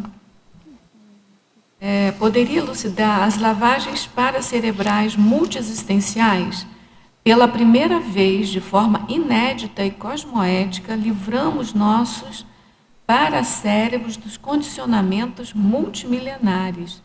Obrigado por esta Tares. Olha, eu acho que ele está sendo otimista, hein? Pela primeira vez, de forma inédita e cosmoética, livramos nossos paracérebros dos condicionamentos multimilenares. A gente está tentando, né? É o que a gente está tentando. Eu acho que ele está sendo otimista um pouco aqui, mas olha, não perca seu otimismo, vamos nessa. Vamos descondicionar, porque não é numa vida, nem com curso intermissivo, que a gente vai descondicionar, né? Estamos iniciando uma reflexão para sair da formatação religiosa, dicotômica, maniqueísta, dualista. Isso leva muito certo tempo. e errado. Que é a proposta, né, do caminho do meio, de uma reflexão mais ponderada. Pois é, mas isso vai levar algum tempo. É. Mas assim, Nós cada estamos vez firmes. vai ser mais acelerado. Talvez o colega esteja querendo dizer que é o início do começo. Né? Aí o início do começo. Talvez seja isso. Mas realmente, que nem vocês estão comentando, isso leva tempo. A gente não precisa ter pressa também, né, gente? Nós somos consciências que multimilenares que vamos ainda viver muitas vidas. Então, a ansiedade, que nem a Fabiana estava comentando, também leva a gente tende a termos posturas dicotômicas, porque a gente tem a pressa em interpretar e não tem a visão de conjunto, né? Ou tem a pressa em querer evoluir, não é isso? E acaba sem querer pulando etapas. Então, mas é muito interessante. Eu agradeço a sua colocação e eu acho que a gente tem que pensar dessa forma. É o início do começo. Vamos trabalhar isso aí. Perfeito. Eu acho que não pode ter ansiedade, mas a gente tem que se preocupar com a aceleração da evolução, né? É diferente, né? Essas reflexões já vinham sendo feitas, mas elas ficavam muito presas a grupos, determinados grupos, e hoje nós temos essa oportunidade que dá para chegar a essa conclusão, que é o início do começo de um abertismo, né? Através dessa TV online que possibilita todo esse trabalho aqui, essa reflexão. É realmente interessante, porque as posições deixam as mentes muito confusas, né? E volta a pensar de forma arcaica, porque a pessoa já está acostumada, é difícil sair da formatação sem um esclarecimento. Mas assim, o que a gente sabe, né, é que o curso intermissivo realmente ele alterou o nosso paracérebro. Assim, a gente fez muito trabalho de autorreflexão, aquela autorreflexão que o Fabiano falou. Então, assim, o paracérebro da gente é outro. A gente refletiu sobre todos os nossos erros do passado e tal. Então, a gente realmente, é a primeira vez que a gente está vindo numa situação de resgate evolutivo, né? Mas a proposta da reurbanização é a aceleração da evolução da gente. Isso não tem nada a ver com a ansiedade que você falou. Certo? Então, é só para deixar claro para as pessoas, sabe? Então, eu concordo com você quando você diz: não adianta ter ansiedade para evoluir, não adianta achar que você está muito evoluído sem estar. Por outro lado, não adianta também a gente ficar parado, acomodado, entendeu? Então, assim, tem técnicas de aceleração da evolução, mas são técnicas sem ansiedade nenhuma, entendeu? Então, assim, só para deixar bem claro que o que você está falando não é a gente ficar deitado no berço esplêndido, né? Não se precisa da ansiedade, porque a ansiedade atropela e deixa as posições muito confusas, na verdade. Não tem necessidade, pode ser deixada de lado e tomar uma posição mais clara. Tudo bem? Então, vamos lá. A verbetógrafa ou mediador. Sou alvo de muitos pensenes negativos, por manter-me neutro quanto à existência ou não de uma divindade suprema e por defender que Jesus não é o que o mundo acha que é. Como posso me tornar livre desses pensenes? Você quer que eu leia de novo? Não. Eu vou ler de novo. Sou alvo de muitos pensenes negativos por manter-me neutro quanto à existência ou não de uma divindade suprema Então ele se mantém neutro, e por isso ele tem pensamentos negativos. Não sei como é qual é esse paradoxo aí. Se ele é neutro, como é que ele tem pensamento negativo? Não dá para entender. Talvez seja autocobrança. Por defender que Jesus não é o que o mundo acha que é. Como posso me tornar livre desses pensênios? Eu só não entendi por parte dele se ele está perguntando são os pensênios dos outros, que acham ruim ele ter uma postura mais até pode ser que seja do ou se é dele mesmo. Isso não ficou muito claro. Mas se for o caso dos pensênios das outras pessoas, né, do encontro das outras pessoas, em ele ter essa postura, o primeiro passo é você não se incomodar com a irritação dessas outras pessoas. Porque a cosmovisão também, a visão de conjunto mais amplo, maior abertismo, é você também ter o respeito pelo que as outras pessoas acham do que é certo e errado. Você não pode modificar a outra pessoa. O que você pode fazer é ter a sua autocrítica e você não se afetar por isso. É o princípio da imperturbabilidade, né? Então você não se afeta pelo que os outros pensam de você. Na verdade, não é que todo mundo é obrigado a gostar da gente, não é isso? Tem pessoas que gostam da gente, das nossas posturas, pessoas que não gostam. E você tem que respeitar isso. E tem pessoas que só gostam da gente, ou dizem que gostam só quando a gente está de acordo com elas. Isso não é gostar também, né? Então, tem que ver o que é gostar. Então, eu Posso acho fazer que... um comentáriozinho a respeito ali? No meu ver, aquela questão é uma pressão holopensênica de um grupo religioso querendo que ele aceite Jesus. Talvez ele seja em dúvida isso. Nessa questão, ele está sendo forçado. Ele, na verdade, ele tem um livre-arbítrio. Então, mas sabe o que eu entendi disso aqui? É autoassédio que eu entendi, sabe? De um grupo, de uma pressão holopensênica religiosa que quer colocar ele dentro eu acho que pode ter as duas coisas. Ele tem que aceitar Jesus para se salvar. Eu acho que pode ser as duas coisas. Eu acho que ele pode, se ele está perturbado com os pensênios que vêm de fora, que como você entendeu, né, que é de hétero pensênio, pessoas do grupo, como você entendeu também.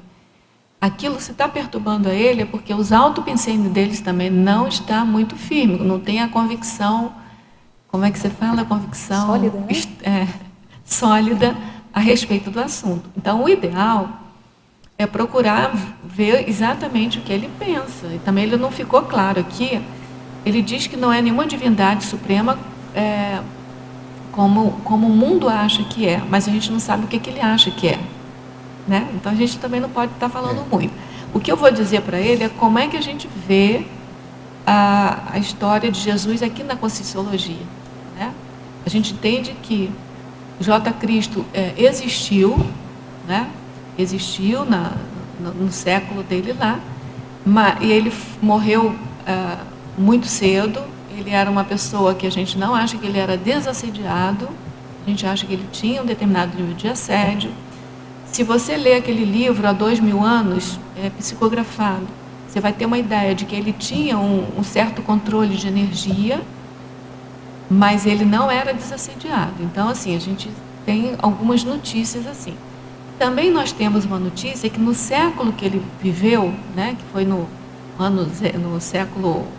primeiro século aí da Nova Era, existiu uma outra personalidade, que é o Apolônio de Tiana, que a gente também estuda ele, que a gente também tem notícias dele, e ele sim, que tinha uma maturidade acima da média, que tinha um poliglotismo, que tinha itinerância, ele era médico, ele era filósofo, ele tinha uma cultura, ele é um polímata, e saía fazendo atalhos aonde era possível fazer na época, né? Então, assim, em termos de comparação, se a gente fosse fazer uma comparação evolutiva, o nível evolutivo do Apolônio de Tiana era muito superior ao de J. Cristo na época, o que nos leva à certeza íntima, à convicção firme, né, de que o que o mundo acha que a gente tem convicção de que não é também. Mas, assim, a gente fez esses estudos, a gente tem essas informações. Então, assim, eu concordo plenamente com você Estela, quando diz, né, que ele tem que saber o que ele quer, né, e ter a convicção íntima e não se abalar com o comentário externo, porque quando a gente abala com o comentário externo, a gente está se autoassediando. Então, os pensênios não são só do outro, aquilo que você está falando desde o início. Os pensênios são nossos também, nós temos reflexos também daquilo ainda. A falta de segurança é da gente também. E convidar né? a pessoa, Rosa, para fazer um pouquinho mais de autopesquisa. Porque, às vezes, quando a pessoa investe na autopesquisa, a neutralidade, tudo que os outros pensam, cai por terra. Porque ela vai entender e se entende melhor. Quando ela se entende melhor, a coisa muda de figura, né? Não depende tanto externo. Eu queria também, em cima do que você está falando, sugerir para ele, se ele não viu ainda, o livro Nossa Evolução. No livro Nossa Evolução é um livro que inicia, é o básico da Conscienciologia, que dá toda essa margem para começo da autopesquisa, né, e o entendimento das coisas mais cosmovisiológicas, né, da nossa posição aqui. E assim, olha, se não tem com quem conversar aí, vem para cá e vem conversar com a gente, que a gente conversa no nível que você está falando aí. Olha, a gente e também acha esse livro, que Jesus... entre outros, eles estão online, ele pode ler aonde ele estiver. Sim, o livro está disponível. O livro está disponível na Editares. Então, esse outro, Vontade de Evoluir, que é fantástico. E ele está construindo uma posição. E a autopesquisa realmente é a saída para ele se firmar na convicção, para ele construir uma posição mais madura. Isso. Então a gente convida ele para ler um pouco, né? Entrar no site da Editares. Tem lá vários livros à disposição para você baixar gratuitamente. A verbetógrafa poderia expandir a frase enfática? A frase enfática. Então, a gente já falou um pouquinho, né? Mas vamos aprofundar.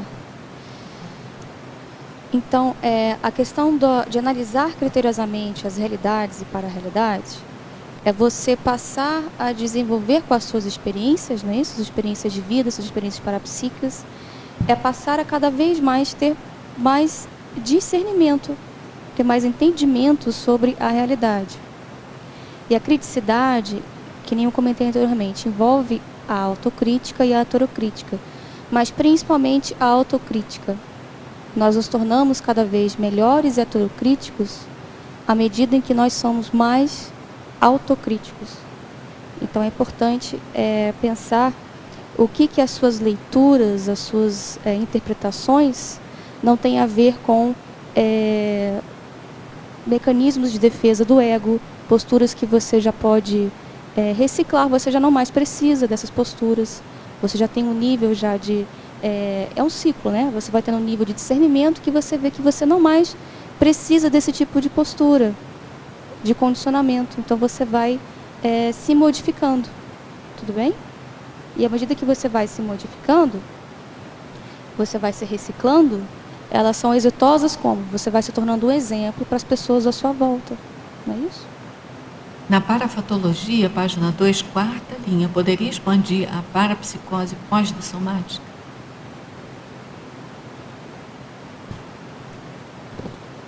Então, a parapsicose pós-dissomática é um exemplo de uma consciência que tem uma parapatologia, não é isso?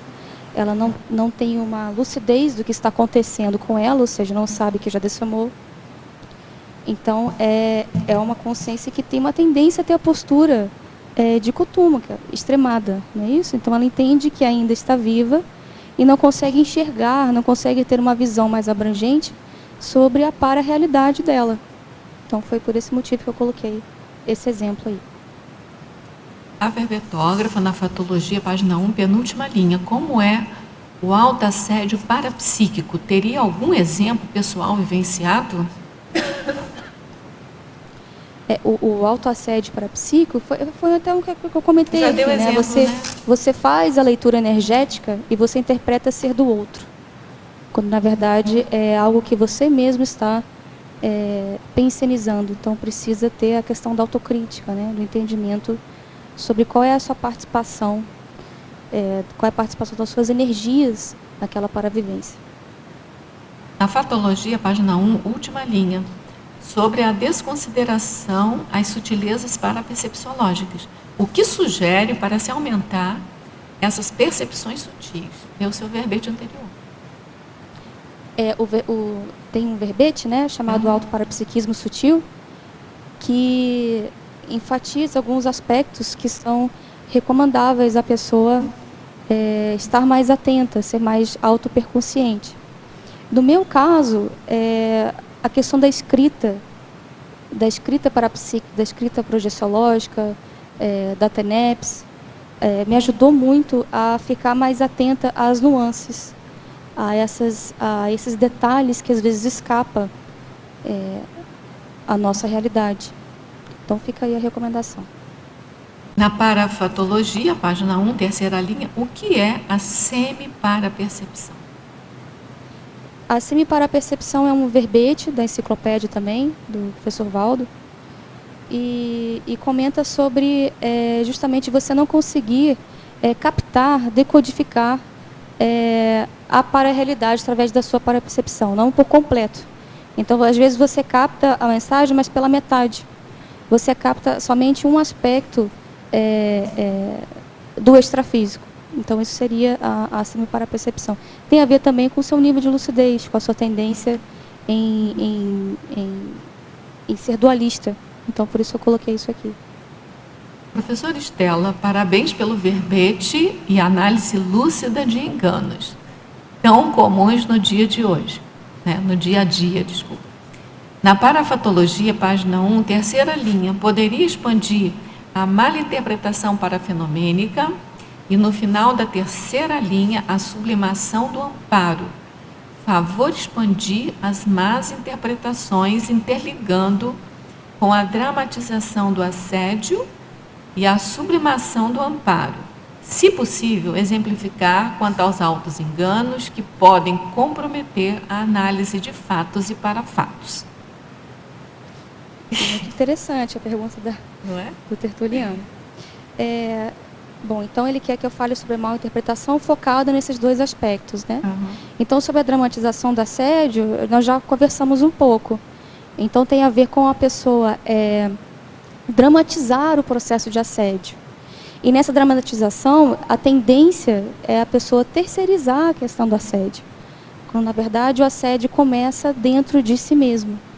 Então, de novo, vem o enfoque na autocrítica, a pessoa entender qual é a participação dela nesse contexto assediador. E o que ela pode fazer para ser tanto autoassistente como assistencial às consciências que são assediadoras, não é isso?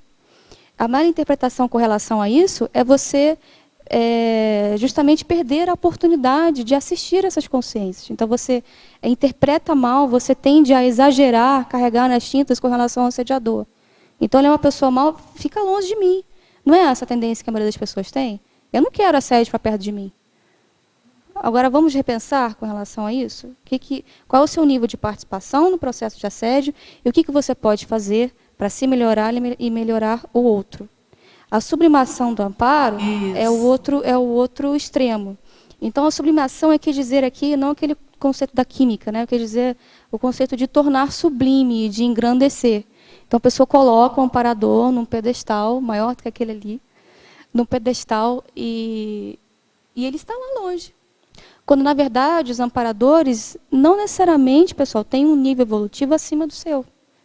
Tudo bem? Isso é importante ser considerado também. E o amparador, às vezes, ele é uma pessoa também, novamente, muito próxima a você, é amigo de outras vidas, são, às vezes, até amizades raríssimas, em que envolve pessoas que têm todo o interesse no seu crescimento, porque ele vai crescer junto com você. Tá? Então entender que assim, é uma parceria. Não é um processo de você exaltar um ídolo. Você precisa ser parceiro do seu amparador. Não está tão distante assim da gente, né? Professora Estela, na politicologia, página 2, poderia correlacionar a corruptocracia na qual estamos imersos atualmente e o tema do seu verbete? De que modo a consciência incorruptível escapa de ter essa dicotomia paraperceptiva? Essa pergunta também está Essa boa. pergunta é ótima. Tem a ver com aquilo que a gente estava conversando, né? Bom, eu coloquei aqui corruptocracia, justamente a questão do corrompimento, né? Você ser muitas vezes autocorrupto na dicotomia paraperceptiva.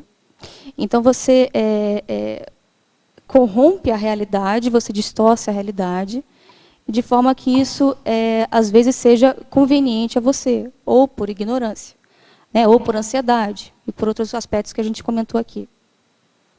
Com relação aos momentos que estamos vivendo, né, na política, acho que é isso que a pessoa quis perguntar. Então, isso tem a ver um pouco com o que a Rosa estava comentando, aspectos do momento evolutivo que vive o nosso planeta, que é a reurbanização.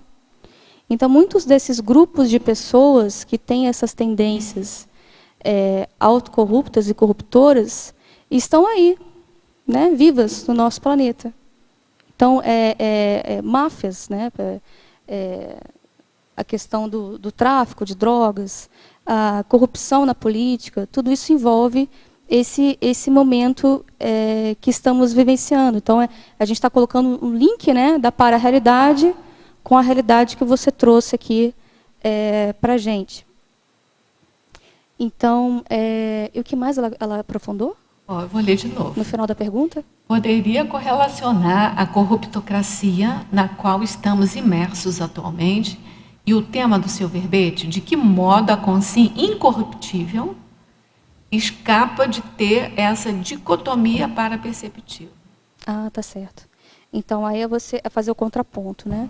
Então, a consciência que é incorruptível é a consciência que não mais se deixa afetar, não é isso? A gente estava conversando muito sobre isso.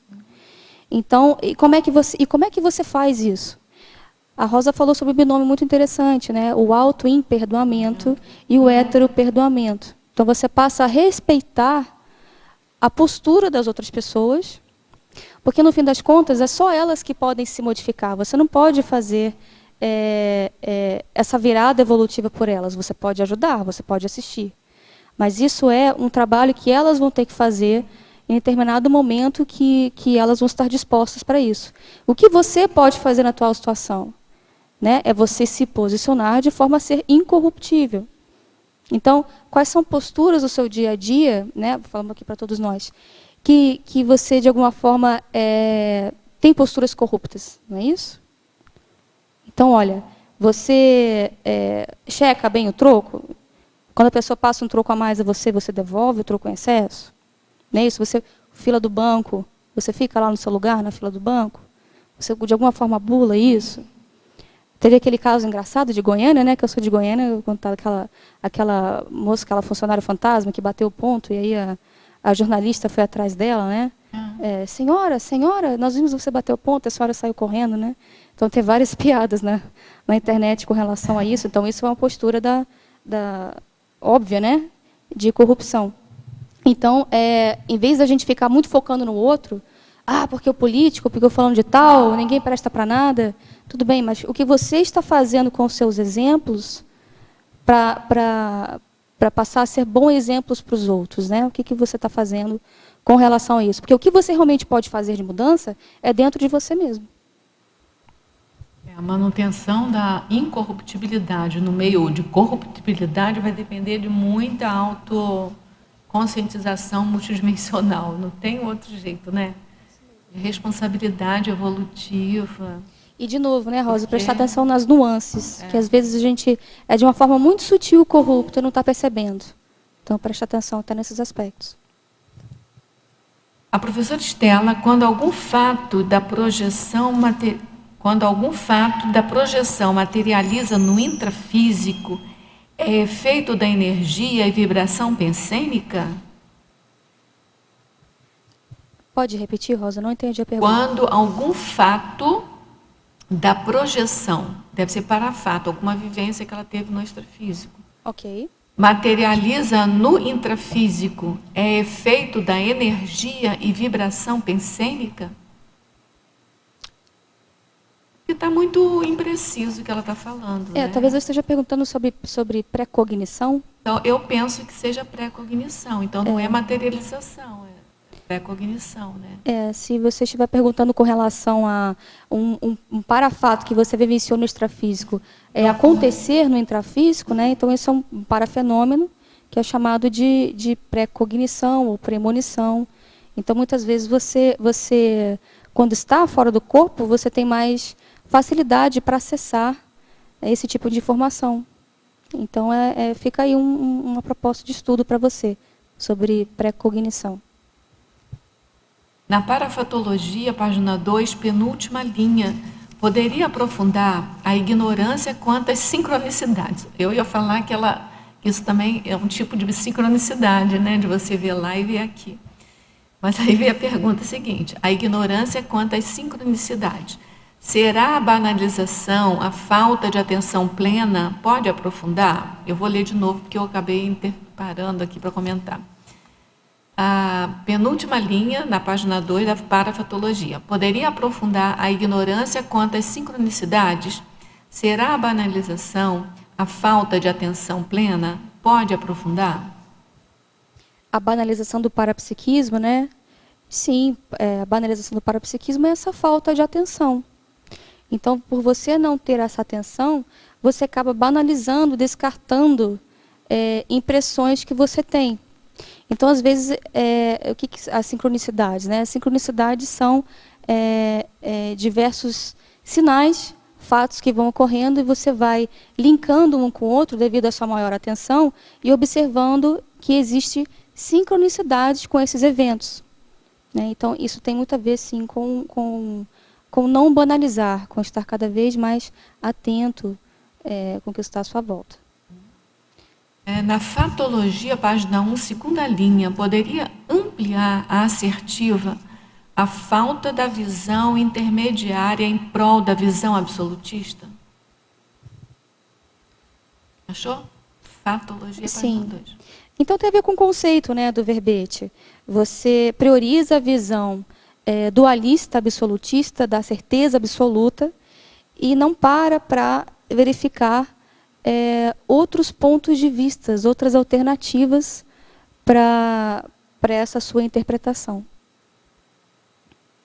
Na parafatologia, página 2, quarta linha, o que teria a explicar sobre a profilaxia quanto à doação energética descontrolada a consciências energivoras? Então, começar a estudar sobre, principalmente, o processo de assim e desassim. Então, a assimilação energética influencia muito o nosso comportamento, o nosso nível de irritabilidade, né? Essa variação de manifestação que a gente tem, que é até a labilidade que eu comentei aqui. Então, estudar um pouco mais sobre a desassimilação simpática de energias, que envolve o desenvolvimento do estado vibracional profilático. Então, esse é o principal ponto a ser trabalhado, né? Percebo que o estudo, pesquisa, trabalho mental somático tendem a ser uma forma de corrigir a dicotomia paraperceptiva também. Pois, quando comecei a ler os tratados da Conscienciologia, percebi que tinha muito dessa dicotomia nos meus achismos. Gostaria de fazer uma sugestão para o verbete. Você concorda? Mas não disse qual é a sugestão. Eu entendi que é a sugestão sobre a leitura dos tratados, né? Deve ser. Sobre trabalhos mental somáticos, né? Que ela está propondo. Sim, com certeza. É uma excelente proposta, né? Poderia ter colocado como um contraponto na fatologia, não é isso? Eu acho que é isso que ela está propondo. E essa... eu queria te fazer uma pergunta, que na tua enumerologia, na página 2, eu achei a tua enumerologia muito interessante, porque você trouxe vários contrapontos. E, na realidade, não são contrapontos, eles são e não são, depende, né? Pois é. Eu lembrei do seu depende do início aí que você falou, então achei bem interessante, acho que vale a pena até ler, repassar eles, né? Ok. Enxerga-se como contraponto. Então, a dicotomia intrafísico e extrafísico, né? A nossa tendência em separar as duas dimensões, quando na verdade elas estão interconectadas, interligadas. Lado a lado. Lado a lado e continuamente. Então, até mesmo essa questão da realidade e da para-realidade. Então, a realidade é um reflexo também da para-realidade. A dicotomia amparador-assediador. Então, tender àquela questão de sublimar o amparador, né, idolatrar e desprezar, querer que fique longe de você o assediador. Então, prestar atenção nessa postura também e ser mais assistencial, tanto sendo mais parceiro, mais próximo do seu amparador, como tendo uma postura mais assistencial, de ao invés de rechaçar a consciência assediadora, você ser assertivo com relação à sua consciência e ser assistencial. A dicotomia ignorância e conhecimento. Então, existem esses extremos, né, da ignorância e do conhecimento, mas eu coloquei aqui porque, principalmente pela questão do pseudo-conhecimento, né? Então, ontem no simpósio, uma do pessoal do debate falou uma frase tão interessante de Stephen Hawking, falando que o maior inimigo do conhecimento não é a ignorância, mas a ilusão do conhecimento. Então, eu achei isso muito interessante, porque você achar que entende uma situação, você restringe a sua visão para a realidade. Então, não necessariamente existe nuances nessa questão da ignorância e conhecimento. Essa questão do mito da verdade absoluta, né? Porque a gente sabe que a verdade absoluta é uma questão dicotômica, é mentira ou é verdade, a verdade absoluta, e a gente sabe que a verdade absoluta, como tem pregado as religiões, elas com o tempo elas tendem a fossilizar, engessar e fossilizam e não correspondem mais com a atualidade, né? Justamente, na frase, na exemplologia, né, eu coloco essa questão do engessamento do autoparapsiquismo. Então, a pessoa que tende a ter uma postura mais absolutista passa a engessar, né, ficar mais engessada. Então, só continuando aqui a questão da dicotomia, né, a dicotomia certo e errado. Então, a gente comentou muito sobre isso também. Então, a questão de você prestar atenção, porque às vezes o que você acha que é errado, você verificar outros pontos de vistas. E principalmente, uma outra frase que eu coloquei aqui, às vezes para você entender o certo, você precisa também pesquisar o errado, né? Então, e muitas coisas no passado que eram consideradas certas e éticas, hoje em dia não são mais. Então, existe uma transformação nesse processo aqui. A dicotomia razão e emoção. Então, a tendência da gente, muitas vezes na sociedade, né, priorizar a emoção, né, dar mais valor à emoção e diferenciar a razão da emoção. Agora, o tempo inteiro, nós estamos pensionizando, sentindo e pensando ao mesmo tempo. Então, não existe essa separação. A gente precisa trabalhar com as duas frentes, de forma a gente cada vez ser mais lúcido, ter mais discernimento. A dicotomia consciência evoluída e consciência assediada.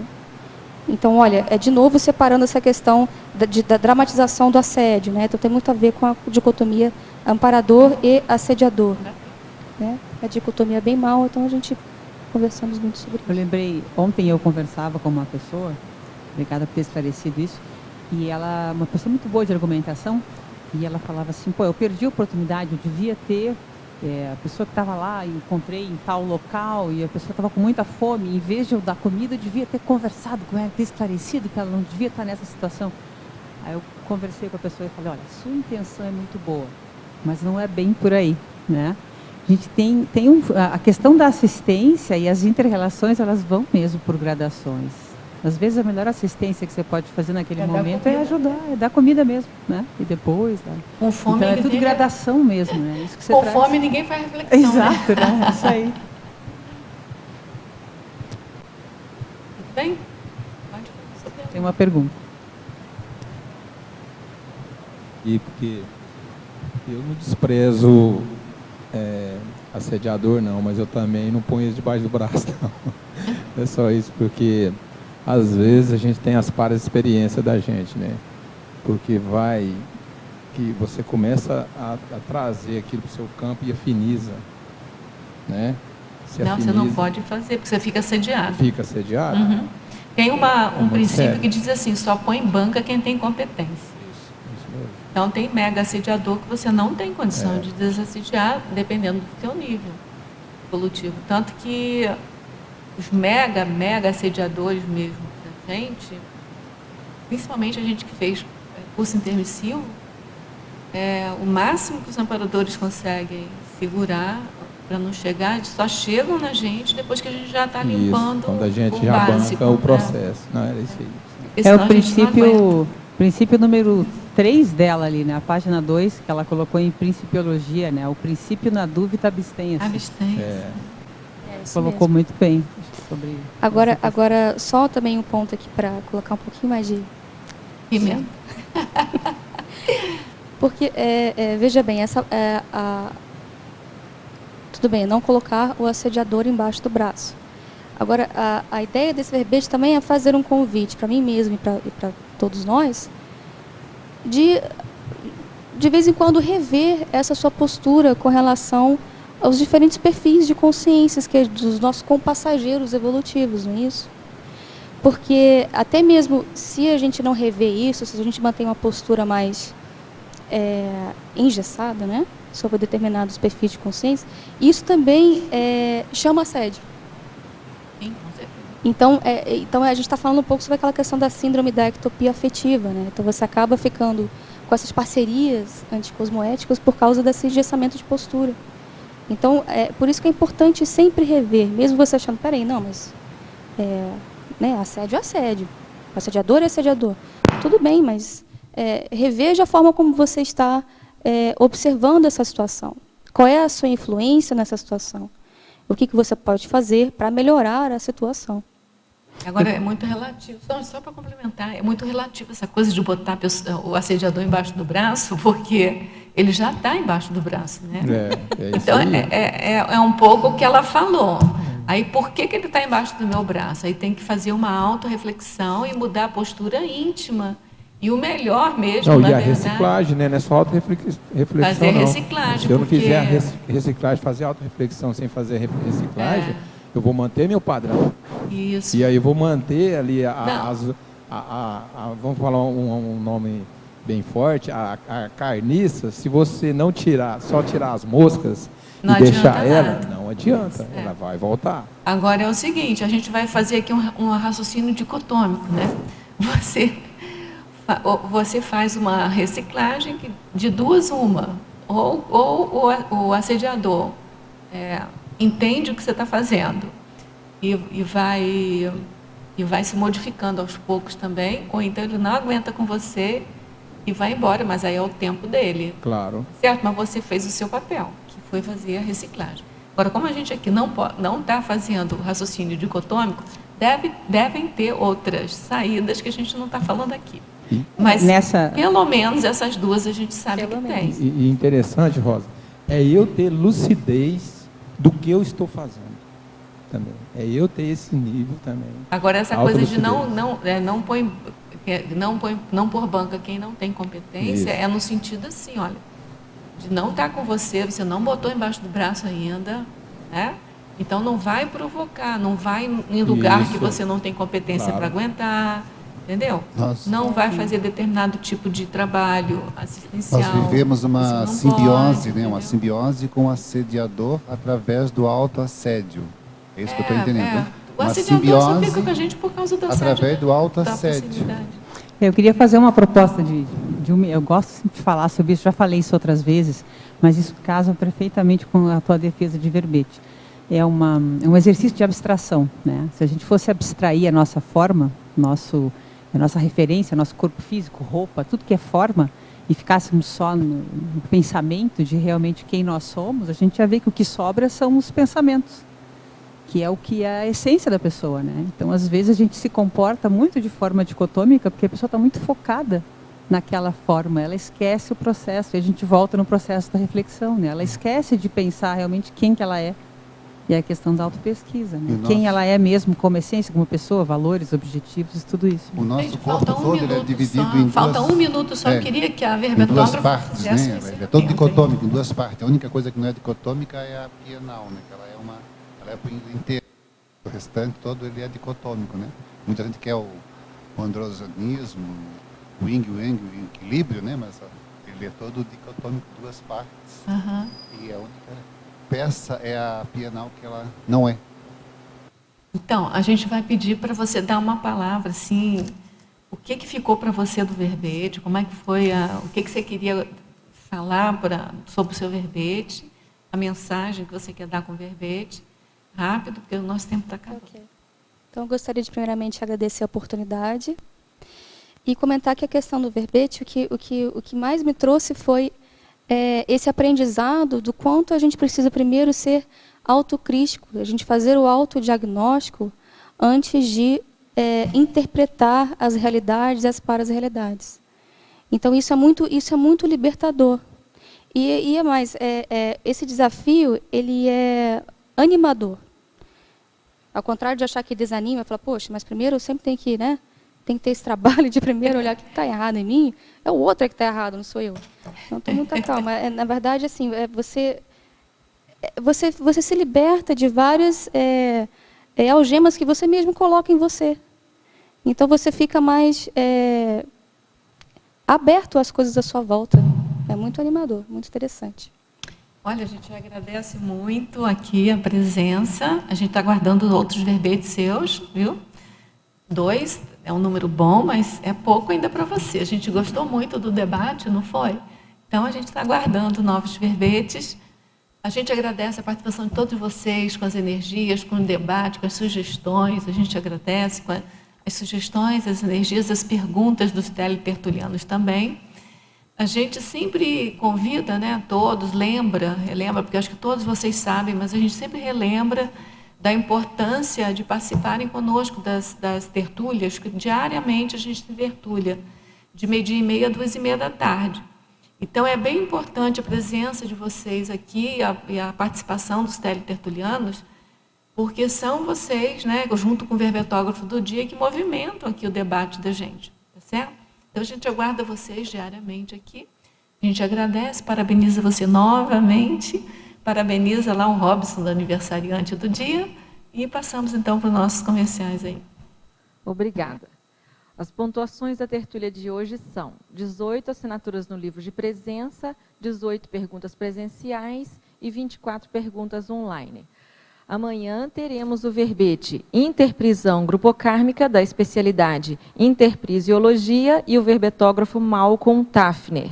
Boa tarde a todos, obrigada.